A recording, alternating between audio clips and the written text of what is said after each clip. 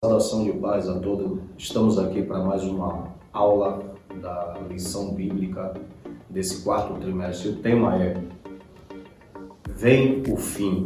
Que fim é esse que o profeta está falando no capítulo 7 de Ezequiel? Se inscreva no nosso canal e deixe um like para mais aulas. Que Deus abençoe.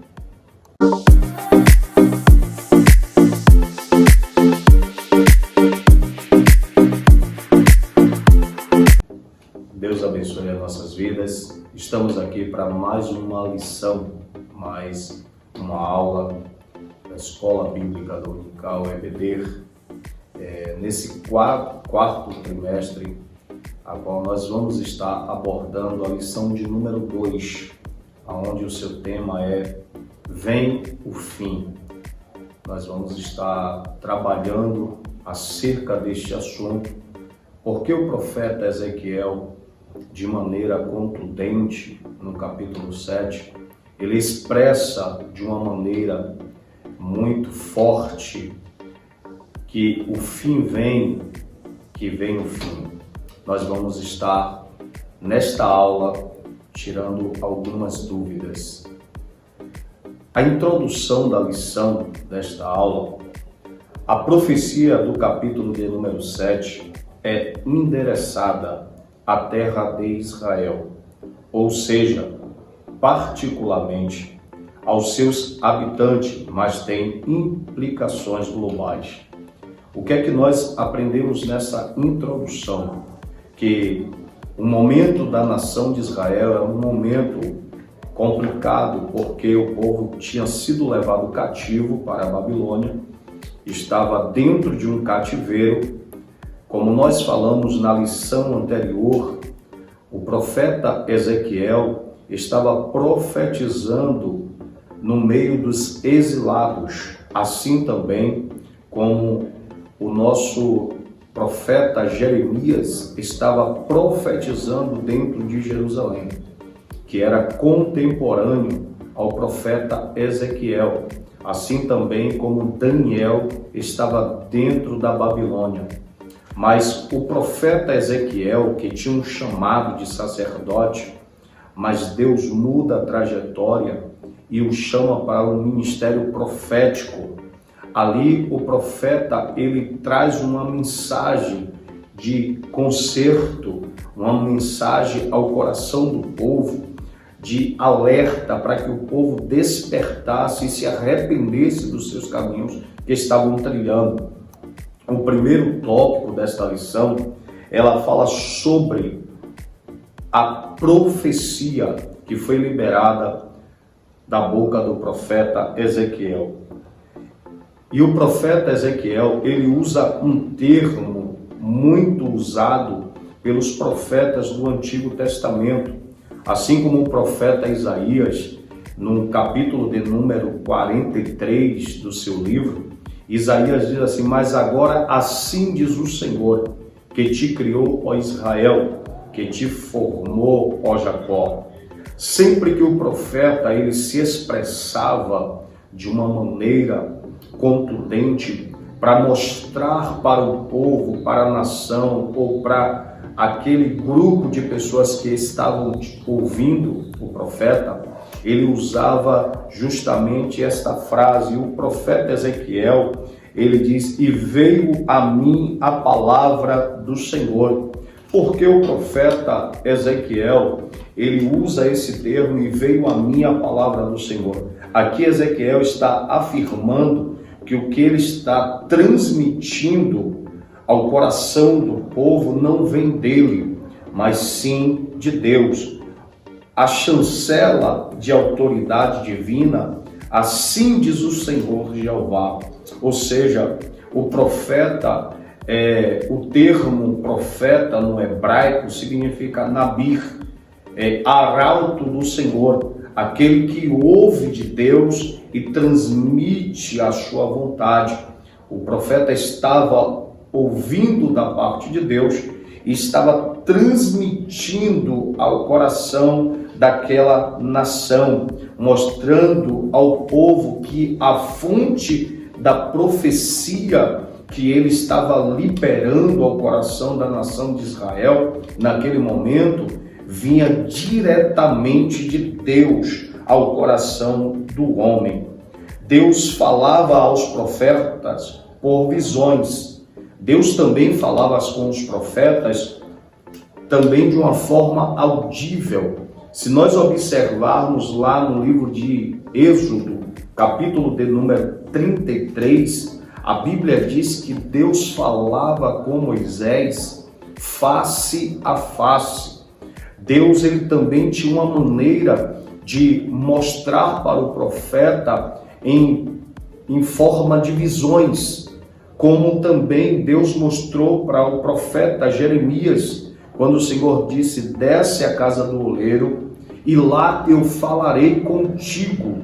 A forma que Deus usa ali para falar com o profeta Jeremias é uma forma visual, aonde ele se aproxima e ele vê o oleiro trabalhando no seu vaso. Ali é uma forma visual que Deus transmite aquilo que ele quer passar para o povo. No livro de Hebreus, capítulo 1, versículo 1, a Bíblia diz lá no livro de Hebreus: e havendo Deus antigamente falado muitas vezes e de muitas maneiras aos nossos pais pelos profetas. Deus, ele fala da maneira que ele quer, mas ele não deixa de transmitir a sua vontade ao coração da humanidade. Aquilo que Deus quer, que a nossa nação, aquilo que Deus quer, que a nação de Israel, ela obedecesse à sua vontade, porque o povo estava trilhando o caminho de idolatria, caminho de perdição. Mas Deus levanta um arauto, Deus levanta um Nabir, um profeta de Deus, para chamar a atenção daquele povo, para que voltasse o seu coração para o Senhor. Ou seja, a profecia sobre a profecia, ela não vinha do homem, ela não vinha de Ezequiel, mas ela vinha tão somente do coração de Deus. A extensão da mensagem, observamos que o profeta Ezequiel, ele diz assim, e estava sobre, ou seja, ele usa o termo sobre a terra de Israel. Por diversas vezes, nós vamos ver o profeta Ezequiel usando esse termo sobre as terras da nação de Israel. A profecia era direcionada, sim, para as terras ali, para aquele povo específico, é bem verdade. Mas só que essa profecia era uma profecia também escatológica, ou seja, também sobre o fim das coisas. O fim vem e sobre os 4 cantos da terra, ou seja, a abrangência da profecia, ela não se limitava tão somente à nação de Israel, mas o profeta Ezequiel, Deus usa os seus lábios e ele diz com as suas palavras: o fim vem sobre os 4 cantos desta terra. Quando se dará isso? E quando isso acontecerá? Acredita-se que o povo se perguntava: quando isso vai acontecer? Quando vai se suceder? Assim também quando os discípulos de Jesus estava dizendo, alguns deles convidaram Jesus para ver o templo erguido por Herodes, era belo realmente. A história diz que de longe via a sua beleza. E os discípulos olham para Jesus e dizem: olha, mestre, que beleza, olha como é lindo. E o Senhor diz para eles que não ficaria pedra sobre pedra que não fosse derribado. Os discípulos lhe fazem uma pergunta e diz: Senhor, quando se dará o fim do mundo? Ou seja, nós entendemos aqui que a profecia acerca do fim ela não se limitou tão somente ali no Velho Testamento, mas a Bíblia diz que passe os céus e passe a terra, mas a palavra do Senhor, ela vai se cumprir. Toda a palavra do Senhor, ela há de se cumprir na íntegra. Ou seja, quando isso se dará, o profeta usa um verbo hebraico que ele usa vir. Quando ele usa o termo vir, é uma ação contínua, interrupta. Ou seja, é algo que vai acontecer. É algo que já estava acontecendo no meio daquela nação. Eles estavam vendo, né, o fim ou seja, do templo, das suas casas, da sua fortaleza, de tudo aquilo que eles acreditavam. Então eles estavam vendo que isso estavam caindo diante dos seus olhos. O segundo tópico desta lição fala sobre o fim, o sentido do fim. A palavra fim no hebraico significa destruição, ruína, morte, condenação. Nós percebemos que todas as vezes que o Senhor traz uma palavra de juízo, seja para uma nação, seja para um grupo de pessoas, não é que a vontade de Deus é destruir o povo, é destruir vidas. O objetivo de Deus com esta mensagem é uma mensagem de arrependimento, é que as pessoas entendam que é necessário se arrepender. Quando Deus usa o profeta Ezequiel ali, dizendo o fim vem, ele estava dizendo para o povo que ainda há tempo de se arrepender, ainda há tempo de se voltar o coração para Deus. Em Gênesis capítulo 6, versículo 3, Deus conversando com Noé, e disse Deus a Noé: o fim de toda a carne é vinda, Noé. A história diz, irmãos, que Noé pregou por cerca de 120 anos. Foi o período que Noé levou para construir a arca, mas todo momento Noé estava despertando o povo e dizendo para o povo que o fim vem, que Deus ia derramar o dilúvio sobre aquela nação, sobre aquele povo, ia destruir tudo, mas a expectativa era que houvesse um arrependimento em massa, mas só que o povo com o coração endurecido, com o coração obstinado, de dura cerviz, eles não ouviam a palavra do Senhor. Assim como nos dias de hoje, nós pregamos o Senhor Jesus. Ele disse lá no livro de João, capítulo 14, ele disse: não se turbe o vosso coração, credes em Deus, credes também em mim.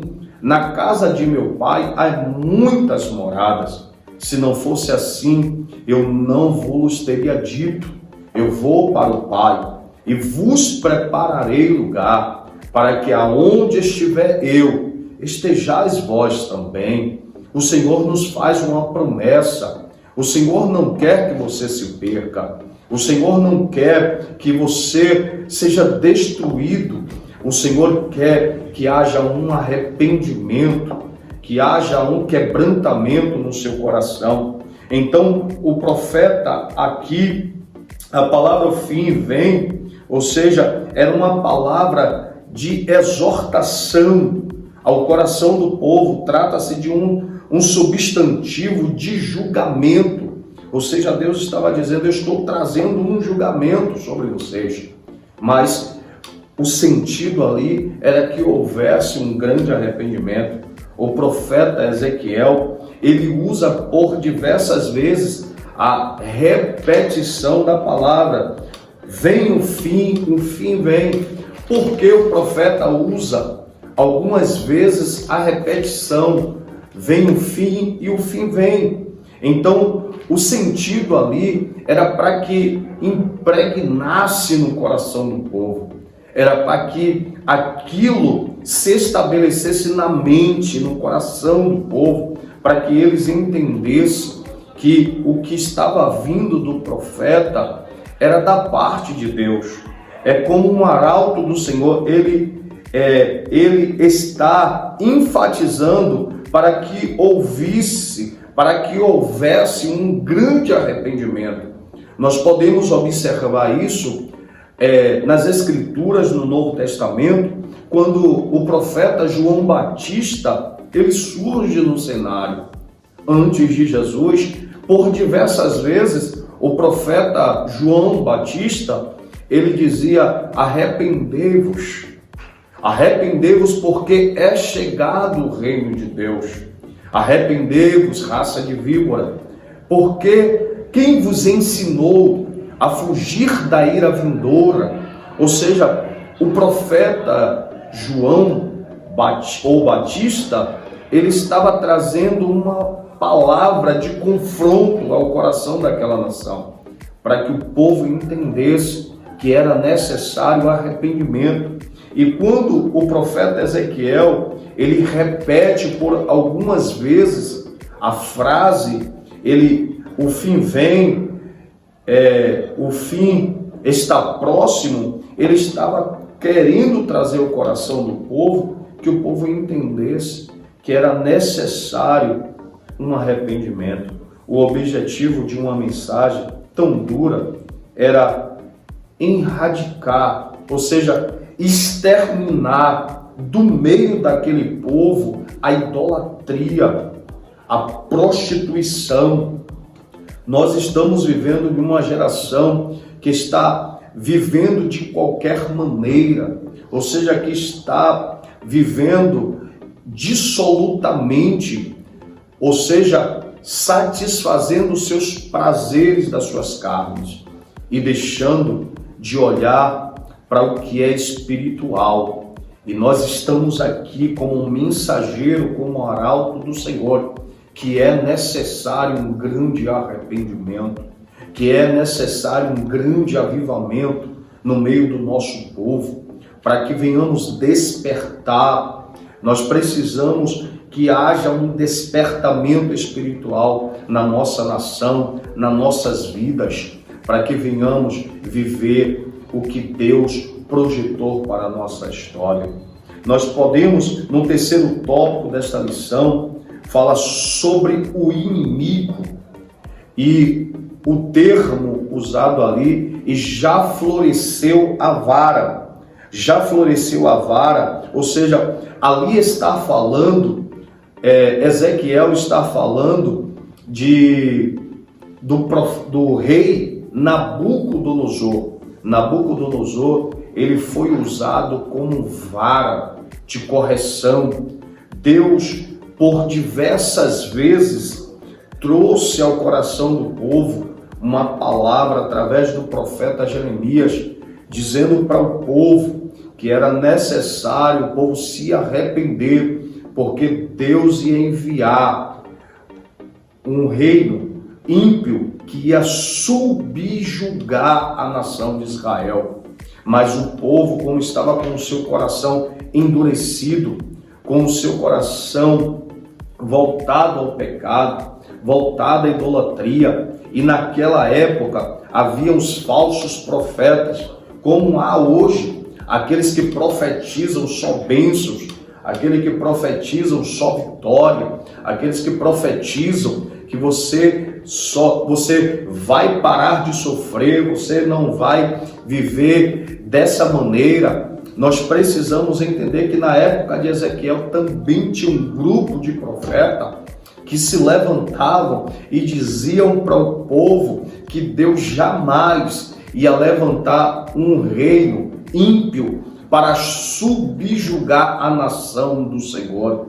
E o povo estava preso a isso, enquanto do outro lado o profeta Jeremias estava dizendo: arrependei-vos, está vindo a vara do Senhor sobre vós, o Senhor vai subjugá-lo, vocês vão para o cativeiro, vão passar 70 anos no cativeiro, mas o povo não ouvia a voz do Senhor através do profeta. Então, aqui, esse termo, a vara já floresceu, tem várias interpretações, tem vários estudos para tentar definir que vara é essa. Mas nós vamos nos ater a isso aqui, que esta vara que o Senhor está falando aqui, está falando de Nabucodonosor. Ou seja, Jeremias capítulo de número 27, versículo de número 6, diz assim: e agora eu entreguei toda esta terra nas mãos de Nabucodonosor, rei da Babilônia. Olha a profecia de Jeremias. Jeremias estava dizendo que Deus estava entregando a nação de Israel na mão de um rei, ou seja, de um homem ímpio. Para quê? Para que houvesse uma correção, para que houvesse uma mudança de mentalidade, uma mudança de atitude. Às vezes Deus, não é que Deus quer que você sofra, não é que Deus quer que você esteja padecendo algumas perseguições, algumas lutas, algumas adversidades. Não, Deus permite para que nós venhamos entender que nós somos dependentes de Deus, nós necessitamos do Senhor, ou seja, nós precisamos do Senhor. Ou seja, o profeta Ezequiel aqui, ele diz assim: e reverdeceu a soberba. Ou seja, Deus permitiu que Nabucodonosor possuísse o povo, tomasse, destruísse a cidade. Deus até mesmo permitiu que ele destruísse o templo. Deus até mesmo permitiu que ele levasse cativo o seu povo escolhido, mas para que eles entendessem. Mas Deus também, ele tem um limite que Deus permite. E Nabucodonosor, ele quebrou este limite. Nabucodonosor, ele foi muito cruel, com as suas aplicações dos seus castigos, sobre a nação, sobre o povo. E Deus, ele de antemão, Deus, ele tira o reinado de Nabucodonosor.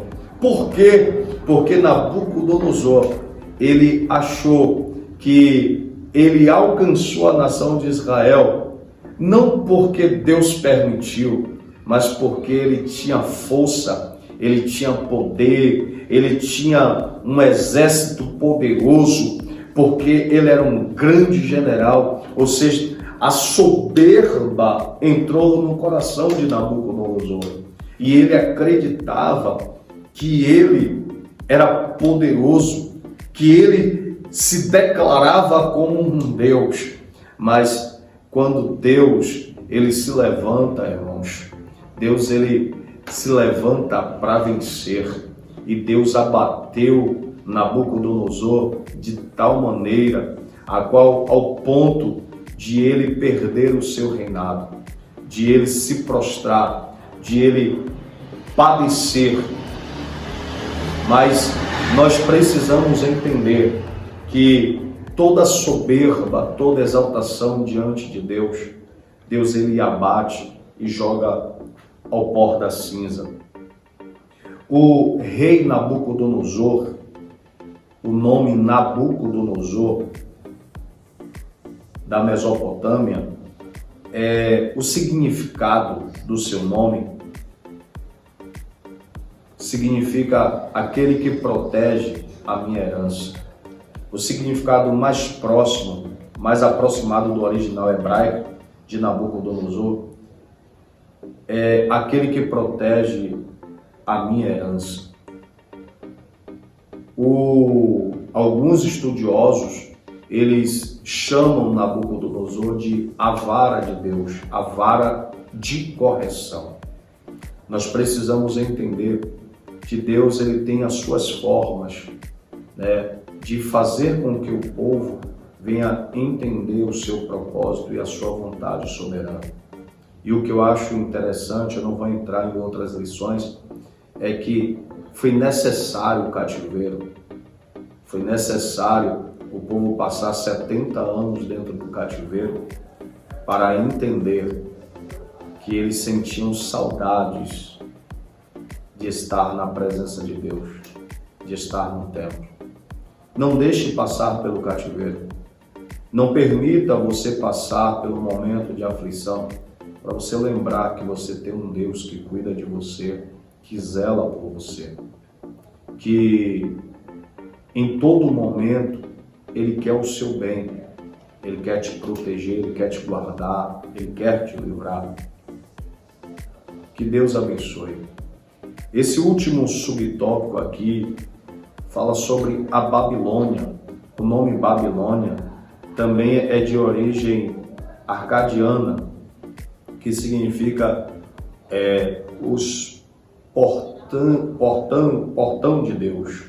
O Antigo Testamento hebraico usa a palavra Babel, a Septuaginta usa a forma grega Babilônia. O nome do país é o mesmo da sua capital, dos caldeus. Os babilônicos eram, no princípio, povos distintos. A palavra significa conquistadores. Conquistadores. Era usada para identificar diversas tribos semíticas que povoavam o norte do Golfo Pérsico, no sul da Babilônia, desde os dias de Abraão. Capítulo 11, versículo 28 e 31, onde fala da origem, desse povo nórmande, que se estabeleceu ali naquela região, e que se deu o nome de Babilônia, portão de Deus, porque devido à idolatria naquele lugar, devido a diversos deuses que eles adoravam naquele lugar. A conclusão dessa lição, o julgamento divino na história mostra que o pecado jamais ficará impune e que a única maneira de escapar da condenação é através do arrependimento e da fé. Ou seja, o objetivo de Deus não é trazer o juízo e o sofrimento sobre as nações. O objetivo de Deus é que haja um grande arrependimento. Que haja um grande arrependimento no meio do seu povo.